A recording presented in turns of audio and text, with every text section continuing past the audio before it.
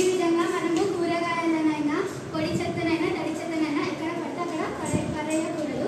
Municipality వాళ్ళు మనకి dustbins ఇస్తున్నారు కదా, అందులోనే వేయాలి. తడి చెత్త డబ్బా, తడి చెత్త గ్రీన్ కలర్ డబ్బా, పొడి చెత్తనేమో బ్లూ కలర్ డబ్బా ఉంటుంది అంటారు.